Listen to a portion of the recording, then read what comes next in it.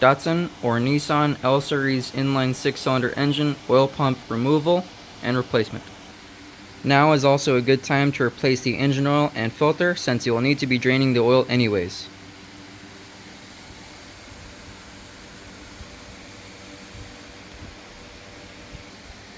Your first step will be to rotate the crankshaft until number 1 cylinder reaches top dead center on the compression stroke. You will know you are there when the distributor rotor is pointing towards the front bumper. More on that later. You will know you're at top dead center when the mark on the crankshaft pulley lines up with the timing mark at 0 degrees. Your next step will be to remove the distributor entirely. This front bolt acts as the timing adjustment bolt and also the distributor hold down bolt. Remove it entirely to remove the distributor. You will be removing this connector and this vacuum line. When this distributor is in the car, this rotor will be pointing towards the front bumper. A tool that makes this job easier is a 10mm distributor wrench. The second half of this job will require you to be under the vehicle. It helps to have a jack and jack stands, or if you're lucky like me, a 2-post lift.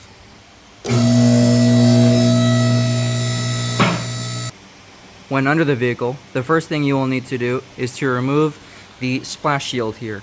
I often hear people refer to it as a skid plate. It is not a skid plate. It is not designed to shield against impacts. It is designed to shield against water to splash from the belt.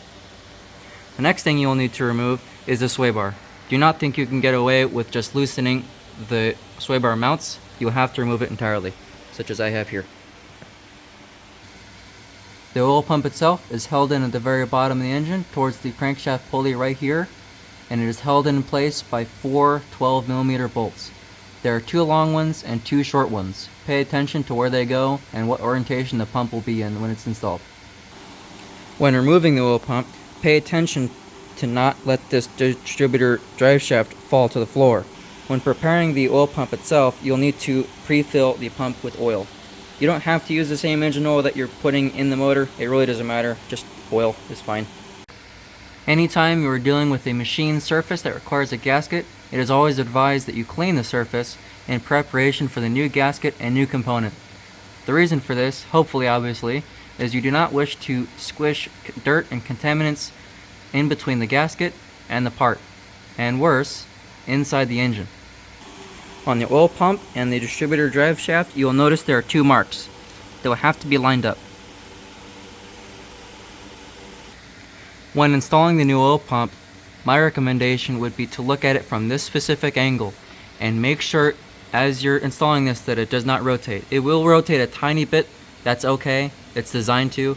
What you're feeling is the gear engaging with the crankshaft gear. The final assembly should look like this. Well, almost. I need the other 3 bolts. Before reinstalling the sway bar and the splash guard, now is a perfect time to lower the car back down to the ground and check the position of the distributor drive shaft. It is very important to get this right, otherwise your ignition timing will be off.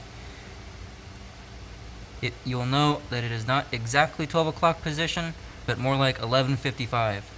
The fat side of the distributor drive shaft will be towards the firewall side, and the thin side of the circle will be towards the front bumper.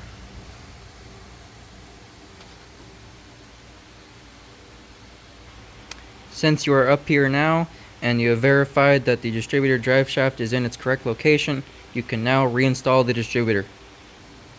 You may have already guessed, but the reason why the distributor drive shaft spline is off-center on the circle is that the distributor can only go back in one way. A pro tip is to have a set of marks where you were lined up before so that it can go back in exactly the way it was. That way you do not have to mess with timing. However, it is always a good idea to check anyways. When reinstalling components that fit into precision ground holes, never install it with the bolts. You always want to make sure that the distributor is sitting as far down as it can before you tighten up that bolt. Otherwise, you will screw up everything. You could pull the threads out of the block, you could break the distributor, you could bend something, you name it, it could happen.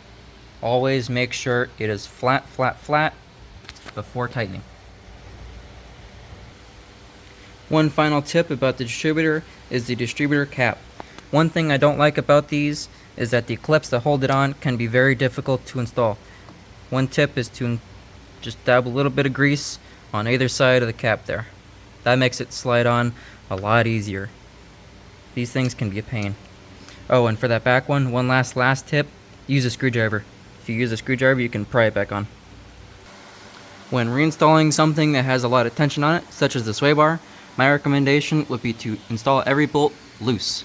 This way you can get everything on at the same time and tighten everything down at the same time. Here's the before video. 1000 RPM and it's still below the line. Warm, of course. That's before.